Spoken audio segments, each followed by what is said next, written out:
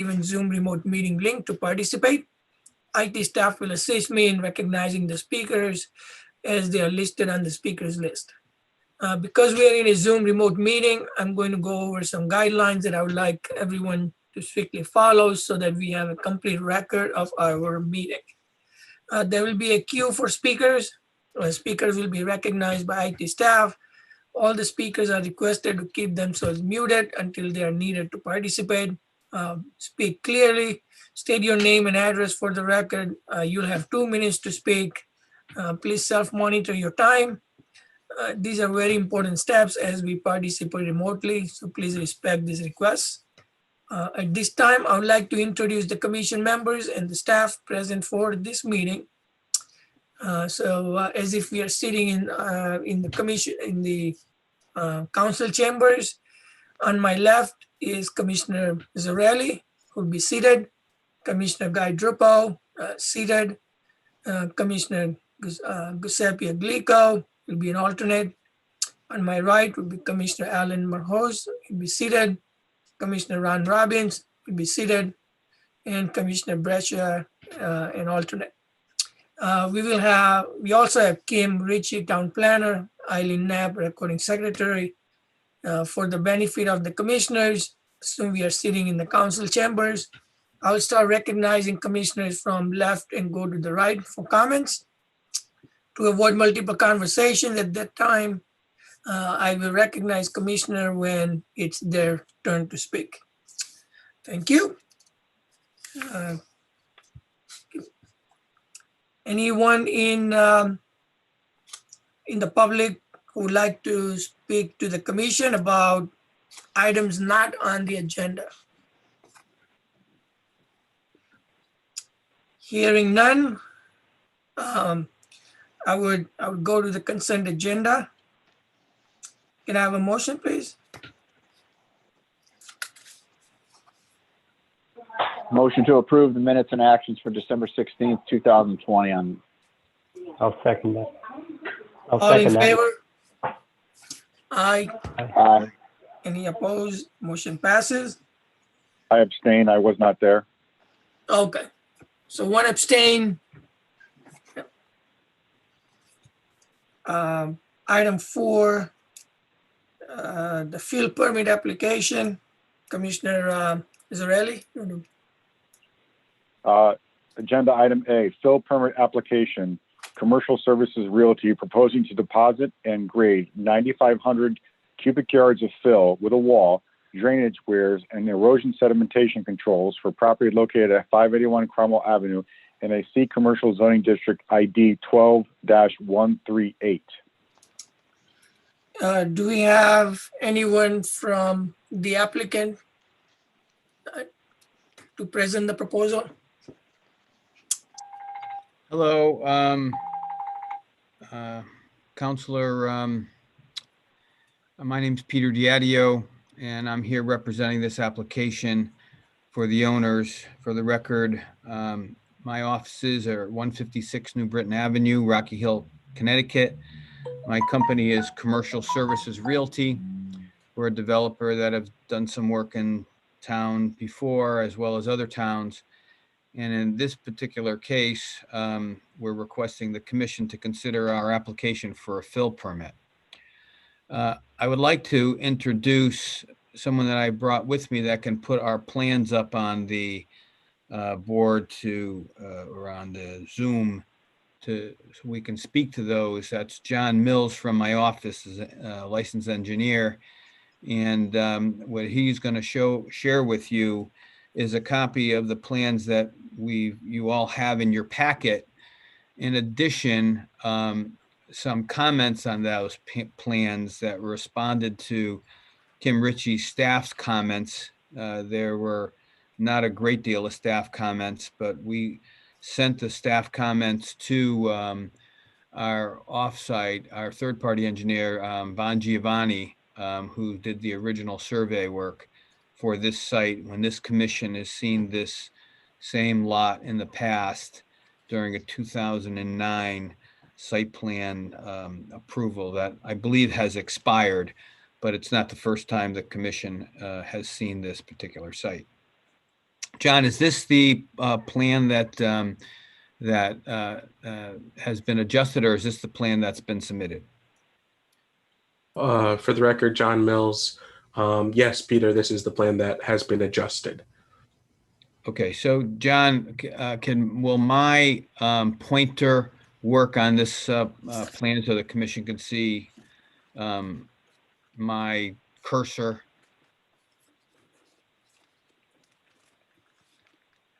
Yes, it will, Peter, if you'd like to remote control the screen. Okay, so that little hand is me looking around. Can the commissioners see this? Yes. So the reason we're before you tonight is that our particular site, I believe that the commissioners individually know the site on the corner of Rhodes Road and Cromwell Avenue. It's a attractive commercial site as far as visibility goes. But what we found that once we got involved with this site is that there's a substantial elevation change from this area to Rhodes Road down to the lower area where we plan to develop this site of likely 20 feet.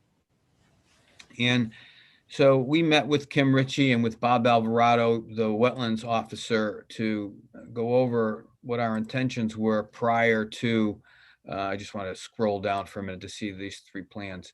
Okay, prior to our venture into this project. And we noticed that the 2009 approved site plan, and like I say, I do understand that that approval is likely expired by now. But in that 2009 approved site plan, this line here was depicted as the toe of the slope for some fill that was approved previously within the upland review area. So since at the time we did not have a particular tenant, during our design planning, we did not want to encroach any further on the upland review area than this particular pre-approved established line. And when meeting with Bob Alvarado, your wetlands engineer, he thought that was a good idea. And I would like to also mention that we have been in front of the wetlands for our initial application, and they have referred this to a public hearing. And I do understand that this commission is not authorized to act until the wetlands decides whether we'll get a wetlands permit or not. And I appreciate your ability to let me make our presentation now, understanding that you will likely table this until that takes place. But just to go on with the reason we're here and the reason that we're requesting our fill permit is that over the period of time that we've been marketing the property, we've had some potential tenants. And the difficulty that we believe we find is that the understanding on where the access is, and we have two potential accesses, and when the tenants actually go to the site, they don't really get a sense of how this building pad is going to work relative to the existing conditions. So similar to what we did over in New Britain Avenue when we developed Old Main Village, and we had a similar site with a 20-foot difference in elevation, is what we're proposing to do is this is a concept plan and not the exact plan of parking and building that we will likely come in for site plan approval at the appropriate time. However, this plan is similar to a pre-approved plan and similar to plans that we have presented to potential tenants, whereas this building could be a one-story building entered, with access for the front, or this building could be a two-story building with access from the rear at grade or from the front at grade, depending on the tenant. However, the building pad will be very similar to what we depict here that shows the 9,500 cubic yards of fill material in this area to create a site that is reasonable to be built on and developed. With this limited presentation, I would like to ask if there's any questions for my engineer, John Mills, or anything else that the commission would like me to address.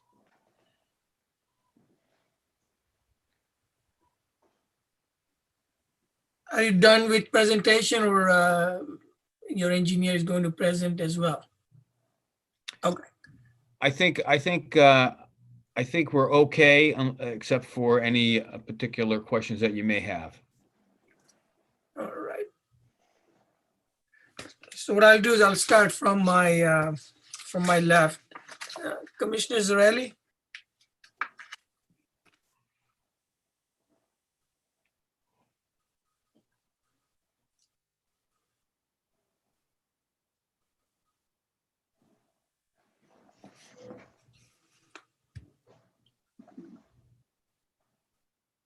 I think you're muted. Sorry. My only definition, I'm sorry, my only question, then I'll defer to everyone else, is what type of fill do you guys think you're going to be using?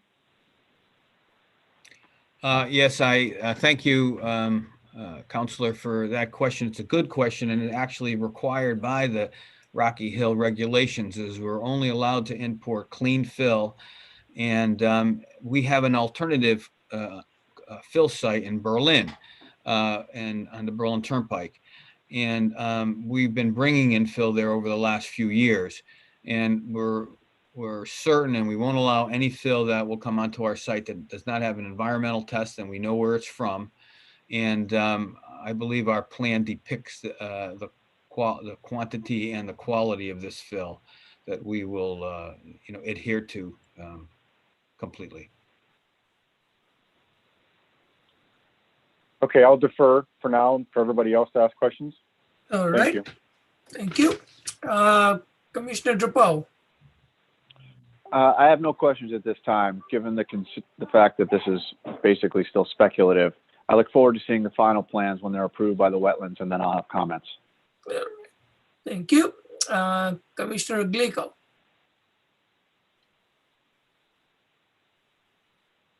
Sorry about that. I don't have any questions at this time.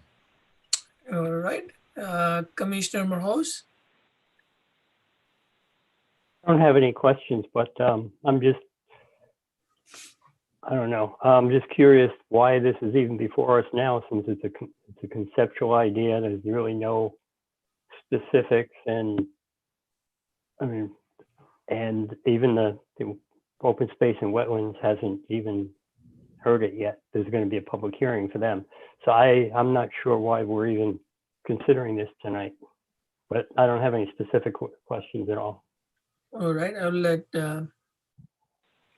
Kim address that later. Commissioner Robbins? Just for clarification, so the extent of the fill is going to push up against that wall that you proposed?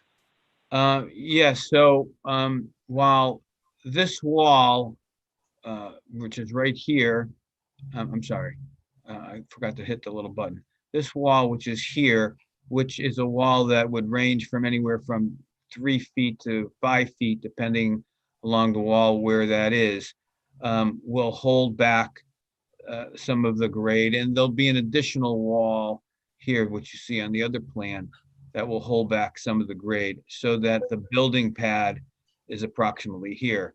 And so the Rocky Hill zoning commission requires us, when we're bringing fill into a site, to get a permit for that. And the reason, of course, we're in front of the wetlands as well is we're not encroaching on the wetlands. And I'm surprised that we have to have a public hearing, because it's not a significant intrusion. However, Bob indicated to me that we do have a very vocal neighborhood up in the back of a large community that is paying special attention to the site. When we cut the trees, there was a lot of questions on what we were doing, and even when the grass grows, there's a lot of questions.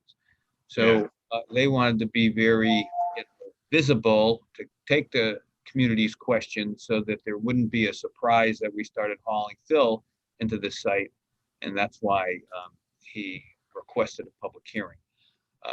When the site is ready, and we did do a presentation for them, there is no encroachment in the wetlands, and the upland review area, the encroachment is limited to what was previously approved. So we're not doing anything different. However, we are trying to do something so we could further the development of this site and bring it pad ready, so that when a tenant is interested, we can, develop that process along and try to secure a lease so that we could move forward with a development. And is the wall or the fill within the 100-foot wetlands buffer? It is. It's in the upland Okay. review area. Okay. And then what's that wet storage area going to be used for? Yeah. Are you speaking about this area here? Yeah. So, and I'm going to let John speak to it a little more technical, but for my understanding of it is that that area is still not in the wetlands area, but it's in the upland review area, and it's where water would gather, so that it wouldn't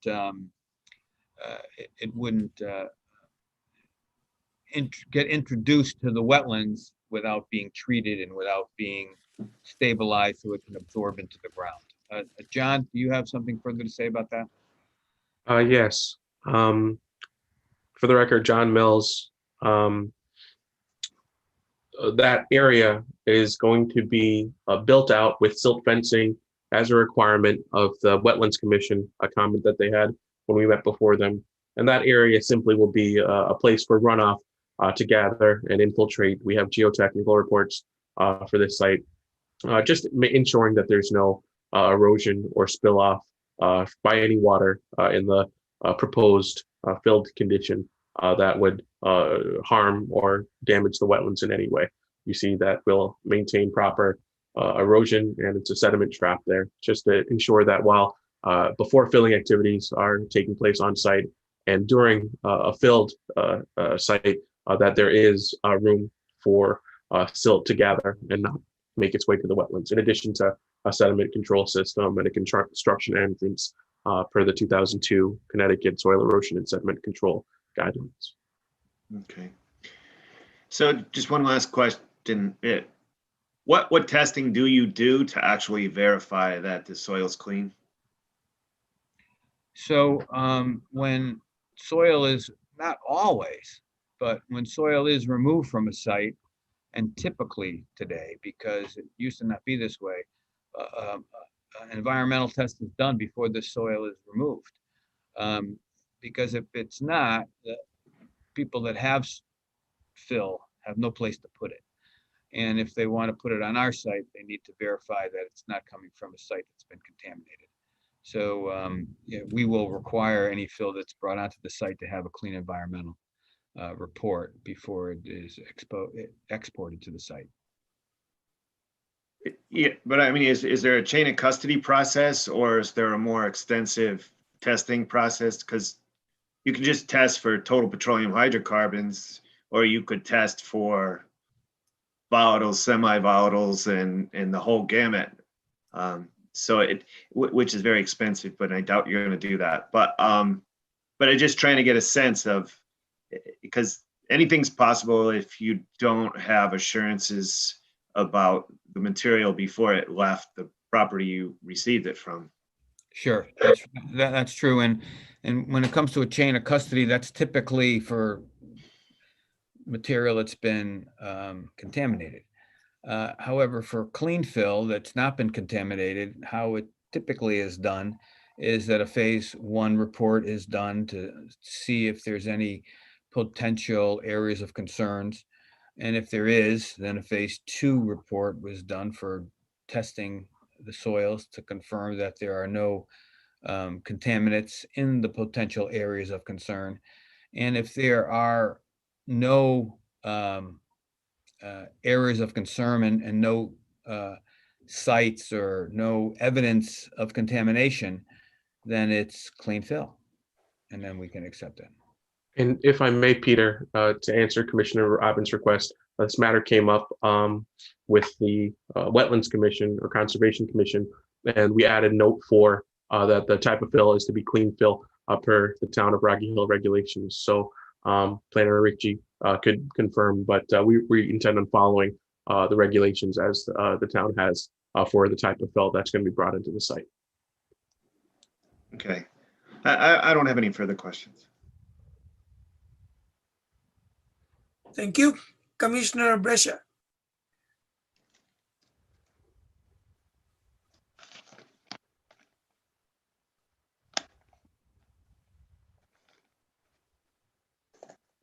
You're on mute. Hi, are there any trees that were earmarked to be taken down? I know that there's a small wooded section. Any trees? We have removed the trees that we believe were in the way of where we expect to fill. Now, there may be a tree or two that remains, but we have not stumped the trees. Basically through the, with the instructions of Bob Alvarado, if I start stumping them, I'm required a wetlands permit because there's activity within the lot that has a wetlands on it. So we cut the trees following the direction of Bob. And I think we cut all the trees that are needed to be cut. And like I say, subject to there may be a straggler out there that's in our way. But once we're permitted and once our erosion control is installed, we will remove the topsoil and get rid of the stumps and stockpile the topsoil in the designated area and then begin our filling. So I believe that the trees that are expected to be removed have been already. Okay, thank you. No further questions. Thank you. One question I had was, I think there were comments from the staff. One was provide the cross section. Do you have that or? Yeah, so this is the new plan, correct, John? Correct. Yeah, so we'll leave this plan for the record. And there was a request for a cross section, I believe, for the retaining wall, which we've given you a sample of. Of course, remember that the retaining wall requires a building permit and requires to be engineered. So when it comes time to building this retaining wall, we'll have to add some additional information to your building department to confirm that it's structurally correct and it's the right wall for the right spot on this lot, which we of course will follow those guidelines. But I think we've provided what's required. And if there's something else required, we will provide that as well. Yeah, because from what I understand, I think it was cross section of your plan so that it shows, where the cut and where the fill and, how it relates to the pond and the other properties, so I think that shows us how it looks. If I may, we're looking at our responses to staff comments. I can throw those up on the screen from Kim, and I'm looking through the notes. We'd like to submit this as part of the record. I believe you have it. We'd be happy to provide a cross section. I'm not seeing it in the comments that we've received, dated January 14th. If it's an earlier comment or if the staff reserves the rights for future comments, we'd be happy to. But as the plans, if that's a condition of approval, we'd be happy to, Commissioner Desai. Yeah, I think it was in Steve Soplek's memo. But Steve, in any, do you have the engineer John's comments? We prepared a similar letter for Steve. Do you have that list with you? I'll pull it up now. Yeah, we prepared a similar list of responses to Steve's letter as well.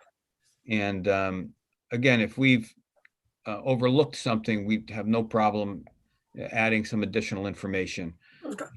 and we can provide that cross-section. But if you take a look at that first plan while John's looking that up, John, show me that first plan.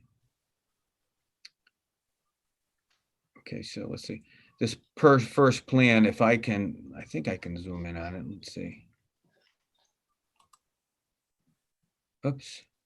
So the squiggly line under here, Councilor Desai, is your existing grades. And so the solid line is the proposed grades. And so as you can see, we're leveling this lot off quite a bit. Now I can prepare a cut section anywhere you want on this, but the deepest fill area, John, I can't see it from here. Can you zoom in and give me this line and the existing grade? Oh, there we go. So this existing grade shot is at 195 and this fill line is 204.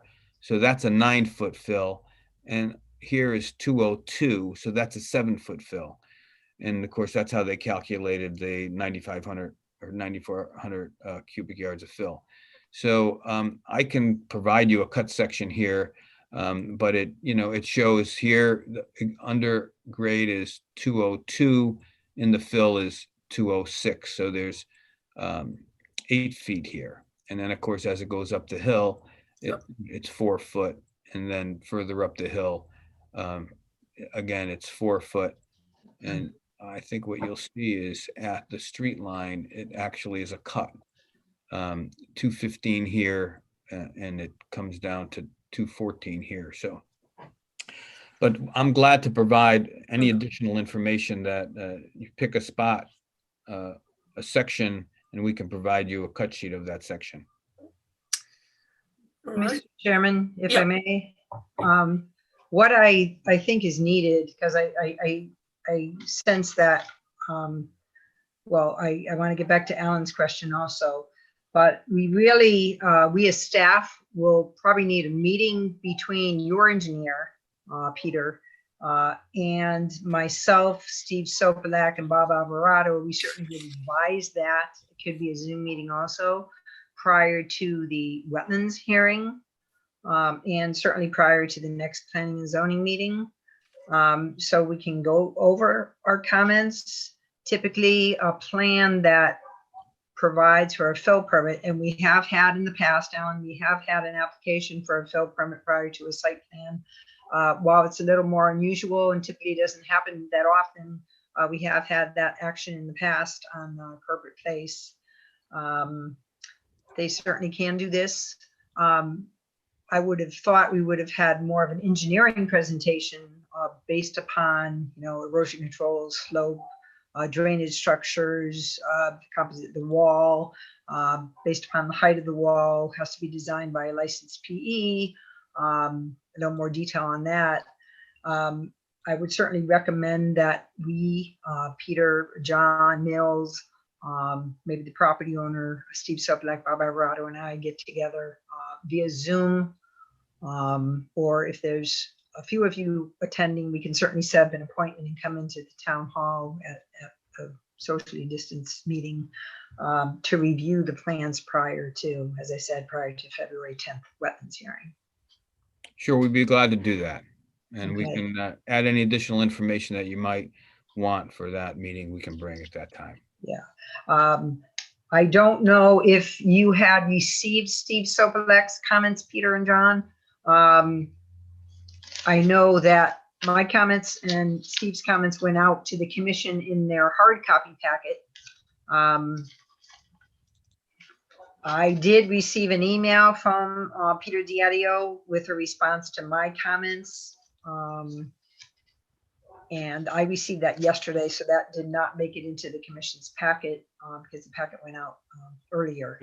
But I do think because of the fact we're going to the Wetlands Commission, or the application is going to the Wetlands Commission first, unless you have any other questions of the applicant, I think there needs to be some coordinated effort between staff and their engineer in particular, because this is basically an engineering application that we should have a meeting prior to our next planning and zoning meeting. That's fine with us, Kim. John, I thought I saw you put up the comments response for Steve's. Yeah, Can if I can, we have comments from Steve dated January 7th in response to the wetlands comments. So we have that prepared for wetlands. And we'd be happy to meet to coordinate, comments for planning and zoning as well, Kim. And in case there are additional ones, Steve may, after receiving this, have some additional questions as with you, Kim. We're glad to address those as well.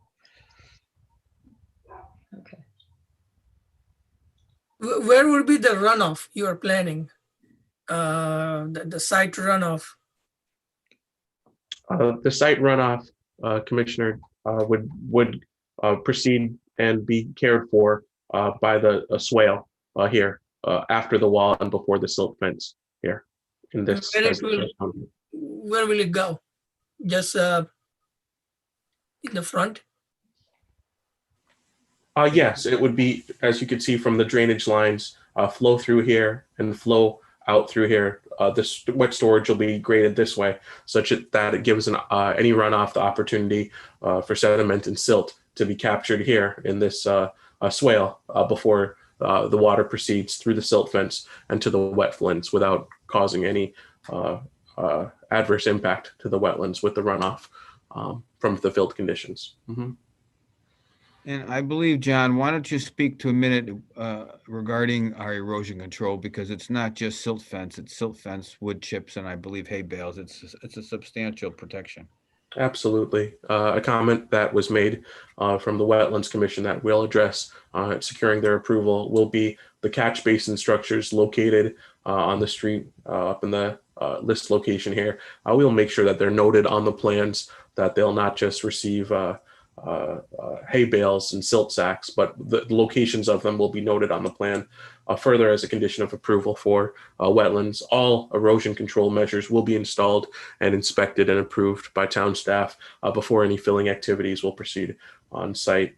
You can see on the next sheet the temporary sediment trap, embankment, sediment control system, and all of the notes are proceeding and will be approved by the Wetlands Commission, but it's per the Connecticut 2002 sediment and erosion control guidelines best practices. So we're ensuring, to do everything to make sure that there's no adverse conditions or adverse runoff by virtue of our filling the site. And the last question, do you have to coordinate with DOT for anything? And if yes, where are you? So, if it's going to take a long time, then we have to see, what happens to the application. I mean, you have already submitted here, but, we have to look at the time frame. I can address that, Peter. That this application is just for a fill permit. We have the construction entrance from the anti-tracking map. Wetlands has brought this up as well and would be happy to accommodate a reasonable schedule for fill delivery. At this time, we don't have a tenant in mind, so we'll be filling the site, during normal business hours. So as this is just a fill permit application, we're not going to be going to the DOT or performing a traffic study at this time. When we come back before the commission for a full site plan application, of course, that will definitely be included. And feel free to add, Peter. So let me just comment from the Department of Transportation. We will need an encroachment permit once we work into site plan approval. And there are going to be connections to the state highway, and there's going to be, we already have a permit from the DOT for tree clearing. We needed that during our initial tree clearing, which is an encroachment permit as well, but it's very limited. It's just for tree clearing.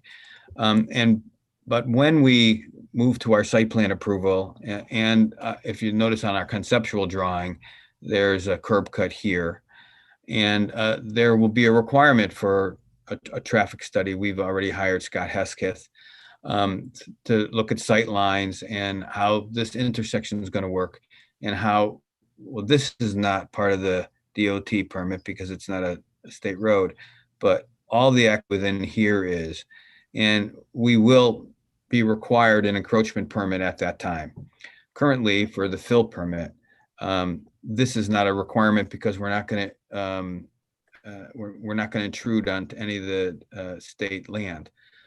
We'll come in for the fill in the rear, and now that's subject to I will definitely submit this plan to the DOT in case we do encroach on their land somewhere around here. Then we'll get an encroachment permit. But until that happens, we'll only bring fill on our lot that's not involved with the state of Connecticut's land. Peter, Peter, if I may? Yes. It does show some encroachment with respect to the erosion sedimentation controls along the east, as well as some grading in the southeast portion of the site that you were looking at, Let me see. I think on the first sheet. Yeah, I'm looking there. Yeah, you have some erosion controls within the state right away, as well as some grading and some of the swale. If that's the case, Kim, we will either need an encroachment permit or we'll have to relocate this line to be off the state land, one or the other. But we don't mind going into the DOT. We've already been there once, and we certainly can. We've already posted a bond, so we will address that. I can see that area that you're talking about right now, and we will either modify that plan or we'll get an encroachment permit, one or the other. And I'll know more before our meeting because I'll submit this plan to them right away to get their comments. Typically, Peter, what happens is the state likes to look at projects that have already been acted on by municipalities. So they will wait until such time as, at least this has been our experience at the town, that they will wait until such time as you have action by the municipality before they actually review it. I don't know, John, if that's the experience has changed. But that's a reasonable assumption. So we'd be happy to submit this after the town as a condition of approval, ensuring that we have encroachment permit in place. Okay. Thank you. All right. Before we move on, any other comments from any of the commissioners? Just a question to Kim about what we do here for action, since they presented, but they're still before wetlands and we still have timing for another presentation. What do we do? Do we table? Do we just You let it have pass? to, How do we proceed? you would have to table it. Thank you.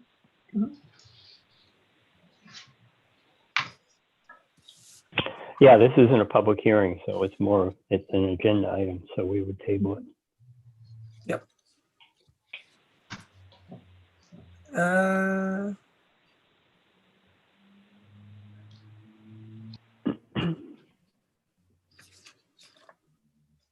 Do we need Move for a motion. motion to table? Motion to table agenda item A, fill permit application, commercial services realty.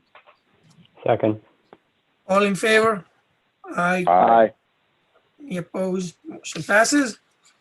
We move on to item 5. Any other business? Zoning Thank you enforcement. thank you very much, and we'll sign out. Kim, I'll reach out to you to schedule that meeting that you request. Okay, thank you. Thank you very much. Thank you, commissioners. Thank you. Kim, Under zoning enforcement, you may have noticed, of course, we're dealing with, in zoning enforcement, we also deal a lot with other issues besides zoning. There's blight and housing code enforcement. With respect to zoning, the majority of the complaints we have received recently have been, believe it or not, for chickens and roosters, believe it or not. With a lot of people being home, we're finding a lot more people are getting chickens for the fresh eggs. We've had probably 7 complaints about roosters recently, which is an interesting thing with respect to zoning. We've had several blight complaints, probably the biggest one of which is the Struska Farm. You know, the town has entered into an agreement with that property owner. You may have seen equipment being moved from one side of New Britain Avenue to the other side of New Britain Avenue, which does present a problem for that property owner and is not the same property owner, but there's a similarity in that the Tony Straska is involved with that property as well. Violation letters have been issued to that property owner. Combination of blight violations and zoning violations. So that process has begun on that property. The agreement with respect to Anthony Straska, as my understanding, is up at the end of this month on the 28th, at which time the town will have to go about cleaning up the property and removing the structures on that property. I don't know if there's any other questions or comments you have. I have one. How much did we hold back from the sale in order to handle the cost of cleaning up the blighted area? That I don't know. I will get back to you on that. That's not something that really is under this commission's purview. Kim, remind me about the updated regs we did for chickens and other animals. Didn't we prohibit roosters? Yes, we did. Oh, okay. Yes, we did. Now we have a couple websites, and I know there is one local farm. I think that has worked with some of the people in town as far as taking the roosters, and on the farmland. There are also farmland rescue locations. Some are in the state of Connecticut, and they will also take the roosters as well. So. Okay, thanks. On the Straska Farm, if I'm not wrong, aren't there state regulations because they're crossing state road, right? So if a vehicle is not in a drivable condition or not registered or whatever, don't they have to get like state permit or something to cross? As far as I know, what's happening is things are being towed, either towed or put on flatbeds and moved. There's been about 25 to 30 items, large vehicles or trailer-like items that have actually been removed to an out-of-town location, and several have been moved across the street. I believe they were either towed or on a flatbed. Mhm. Okay, but that's not necessarily the point. The point is that there are violations now across the street. We've talked to the town attorney dealing with this particular issue, and we have to start the violation process with that property. It's property specific. So that process has begun. Now, would there be any time frame on addressing this? Because what happens is we just move one problem to the other side of the road, and now we have problem there. So, and we will be spending all this money, and money would be gone, and there won't be any leverage to address the zoning issues, and it's becoming blighted on the other side now. Yes.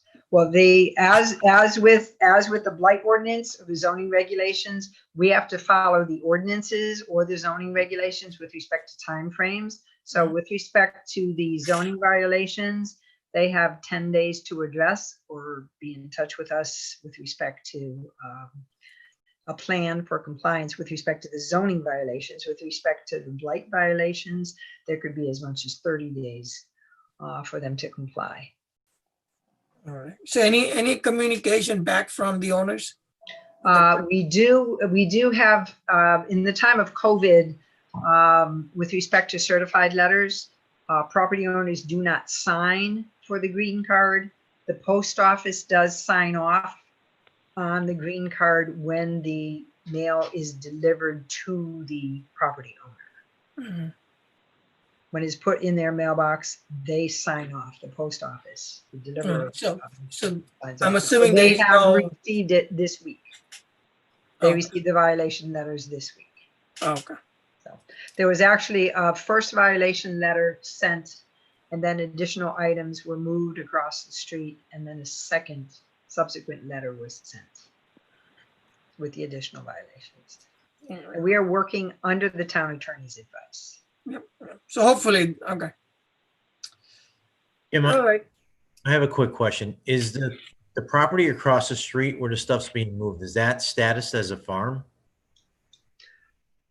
Yes, believe it or not, yes. So he's moving farm equipment from one side from off one farm onto another farm? Not all of the items are deemed to be farm equipment. What status is farm equipment? If they're used on a farm, yes, but if they are not used on a farm, they are not classified as farm equipment. Right. I so can get the commission copies of those letters. I guess I noticed that he moved some tractors and stuff, which I'm assuming is considered farm equipment. That's correct. What's the town saying isn't farm equipment? There's back end of storage containers that are full of debris. There's some unregistered vans that may be more of a under our unregistered vehicle ordinance, which is a separate ordinance, that are certainly not farm equipment. So there's several items Okay. on site that are not farm equipment. Kim, just a question to go off of that. Who is getting the violations, the property owner or Mr. Straska? By our process and by law, it must be the property owner. So he's assuming the moved property, so he gets the violation?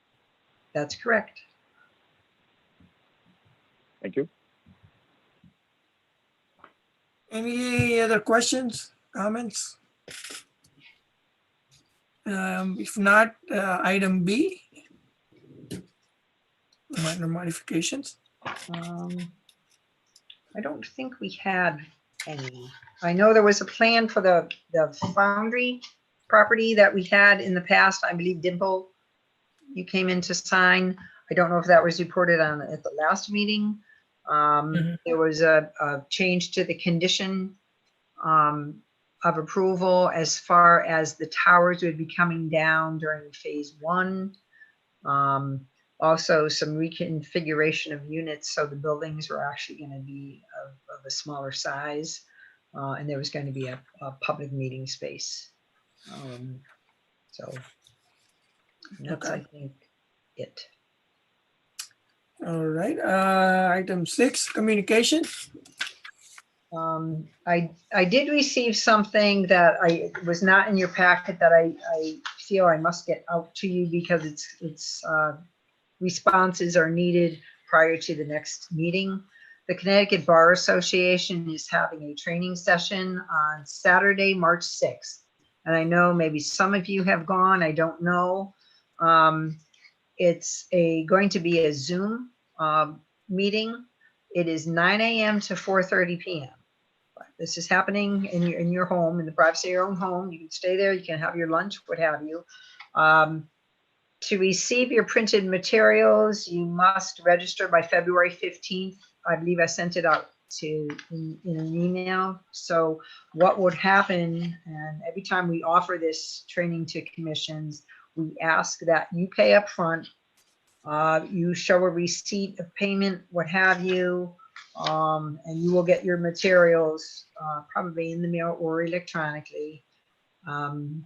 Once you have attended, the town will reimburse you for it. They do have different topics this year and certainly different presenters through the years that some of the presenters have changed. But they are talking about topics that we do need to be aware of. The Affordable Housing, Fair Housing Act are certainly new things on the itinerary. If you are interested, please let me know. You must register, as I said, by February 15th. So it's one item. It is $40 per person.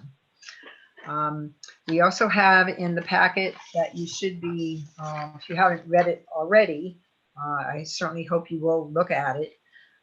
Planning for affordability in Connecticut.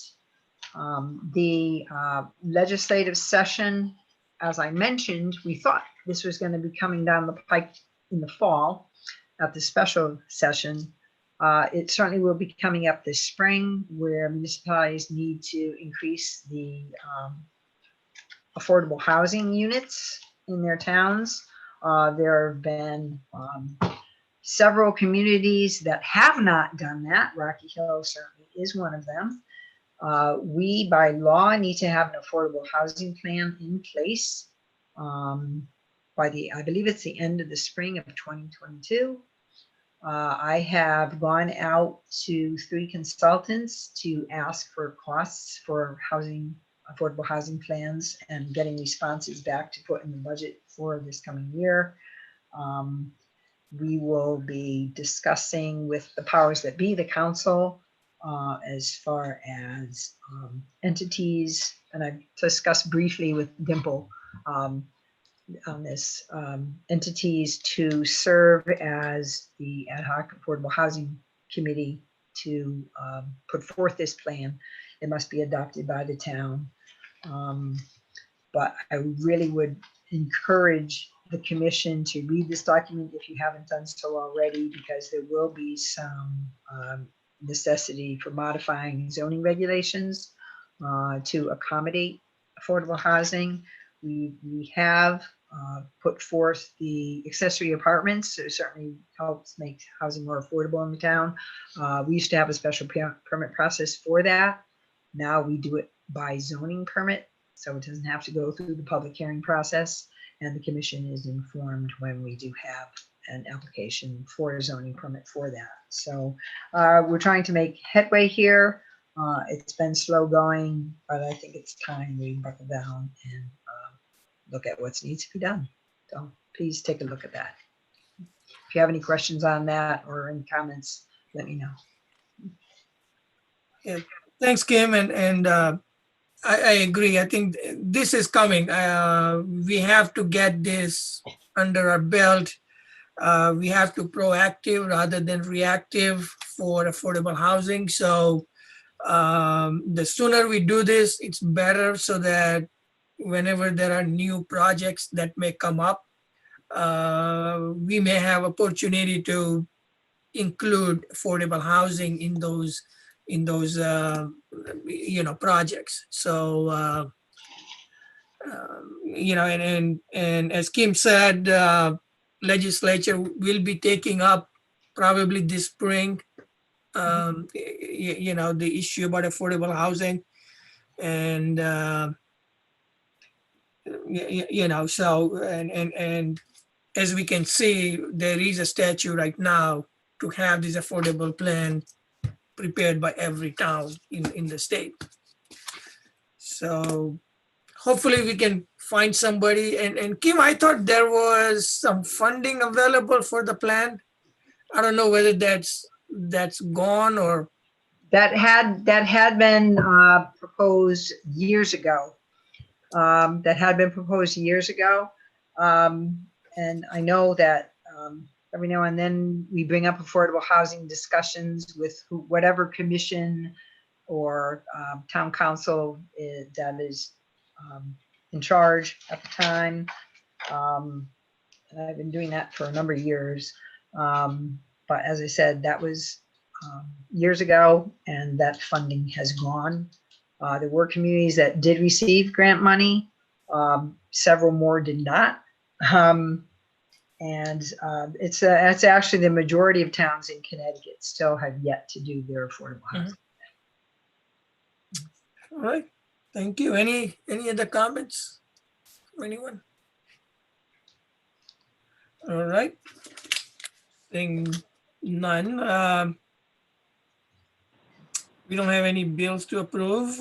Motion Motion to adjourn. Second. All right, all in favor? Aye. Aye. Aye. Aye. All right, motion passes. Have a good one, everyone. Thank you. Have a good one. Bye. Bye. Yeah. Bye now.